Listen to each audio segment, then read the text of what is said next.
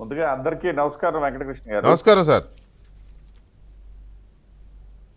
అది ఆ ప్రశ్న అడగాల్సింది వాళ్ళనే, అయితే సమాధానం మేము చెప్తాం.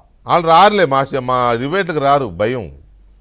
అదే అదే అదే అదే అందువల్ల అంటున్నా, అందువల్లనే ఇప్పుడు ఆ పాత్ర కూడా మేమే పోషించాల్సి వస్తుంది అంటున్నా. తప్పదు, మనం ఏం చేస్తాం. ఒక విషయం ఇక్కడ మస్తాన్ వలీ గారు చాలా విషయాలు ప్రస్తావించారు డెఫినెట్ గా.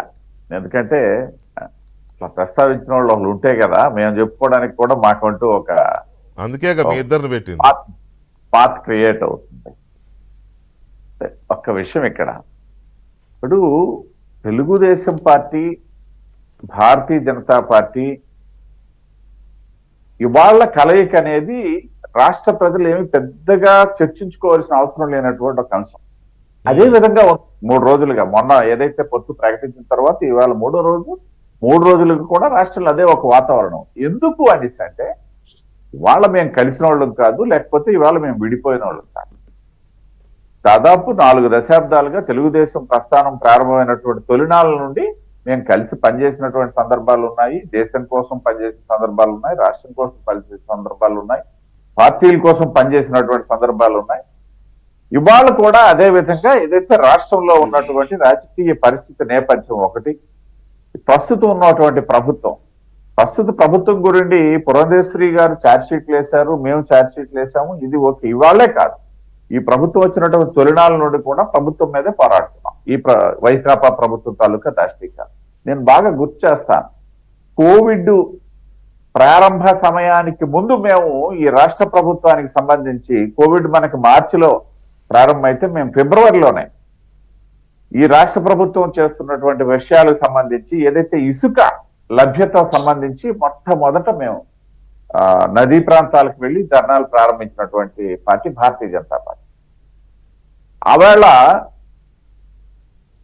నుండి ప్రారంభమైనటువంటి ప్రస్థానం ఇవాళ కూడా ఈ రాష్ట్ర ప్రభుత్వం ఏం చేసినా సరే ఖచ్చితంగా ప్రశ్నించే party Bharatiya Janata party, Bharatiya Janata party నాయకులు. ఏ రోజు కూడా రాష్ట్ర ప్రభుత్వాన్ని ఒక్క అంశంలో కూడా మేము పోయినటువంటి సందర్భం లేదు. రాష్ట్ర ప్రభుత్వాన్ని, రాష్ట్ర ప్రభుత్వంలో ఉన్నటువంటి పార్టీని కూడా నేను చెప్తాను.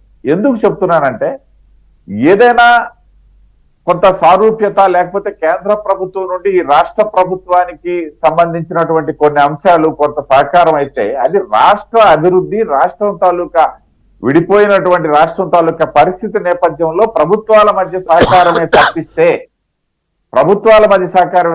పార్టీల మధ్య సహకారం ఎప్పుడూ లేదు. ఏ రోజు కూడా భారతీయ జనతా పార్టీ, వైకాపా పార్టీ మధ్య సహకారం అనేది ఏ రోజు లేదు. కొన్ని సందర్భాల్లో మేము మిత్రపక్షాలుగా మొన్నట్టుండి ఉన్నప్పటికి కూడా, లేకపోయినట్టయితే మా మిత్రపక్షమైనటువంటి జనసేన 3 నెలల కిందట మిత్రపక్షంగా తెలుగుదేశంకి వెళ్ళినప్పటికి కూడా, కానీ ప్రతిపక్షాలుగా ఉన్న సందర్భంలో తెలుగుదేశం పార్టీ తాలూకా కలిసి పనిచేసిన సందర్భాలు ఉన్నాయి. నేను కలిసి పనిచేసిన డయాష్ షేరింగ్ కాదు నేను చెప్పేది. ఏదైతే రాష్ట్ర ప్రభుత్వం తాలూకా వైఫల్యాలు కానీ, లేకపోతే దమనకాండ కానీ, లేకపోతే ఉదాహరణకి దేవాలయాల మీద జరిగినటువంటి దాడులకు సంబంధించి ఒకవైపు తెలుగుదేశం పార్టీ, ఒకవైపు భారతీయ జనతా పార్టీ కూర్చొని మేము నిరసన కార్యక్రమాలు చేసినటువంటి సందర్భాలు నేను ఇక్కడ గుర్తు చేస్తున్నా.